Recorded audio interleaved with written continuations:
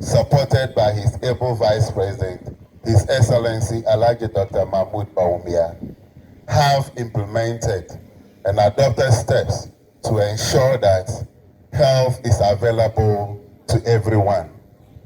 And that is why the government is undertaking the Agenda 111 project to ensure that every district in Ghana has a health facility that is of a standard to be able to deliver health services. The use of drones to transport medicines to hard-to-reach areas is also another intervention that is also geared towards ensuring that healthcare becomes universal. The digitalization of the health services product is also another area. And some of us have always held that if I go to the hospital today and tomorrow I have to narrate the history about my health situation, I may not be able to say everything.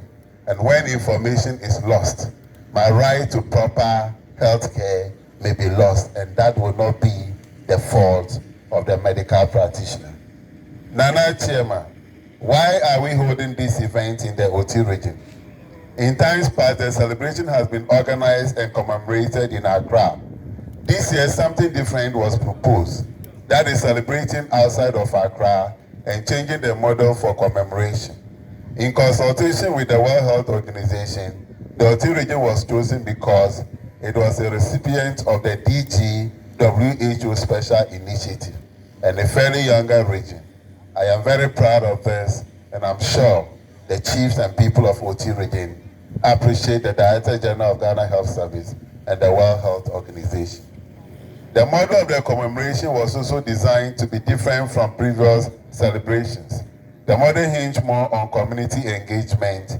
The idea was to engage and interact with some of the communities within the region and understand their perspectives on issues pertaining to mental health. It was anticipated that this knowledge might help to shape stakeholders' understanding and support to the mental health system.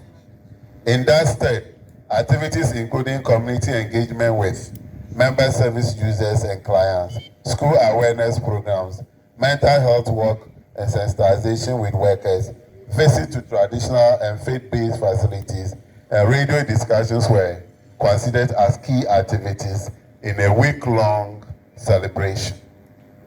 Nana Chairman, the commissioner of the week-long activities was preceded by a press launch of the 2023 World Mental Health Day in Accra at the Ministry of Health Conference Hall to a significant audience, including stakeholders and invited guests. Subsequently, the team from Accra joined the teams in the various districts to implement the planned activities across the length and breadth of the OT region.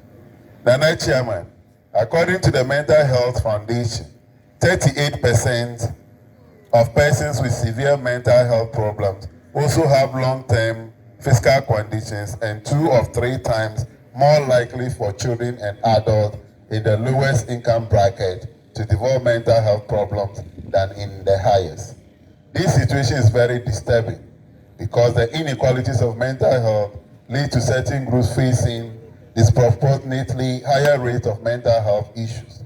If we can make an impact in our part of the world we must drive change towards a mentally healthy society for all and support communities, families, and individuals to live mentally healthier lives.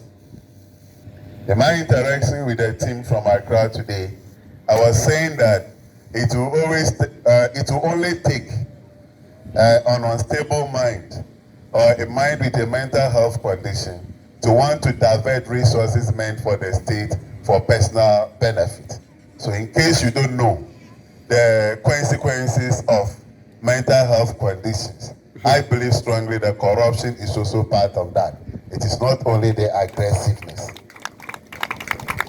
I had an engagement with the Director General of the Ghana Health Service and the country representative of the World Health Organization some few months back.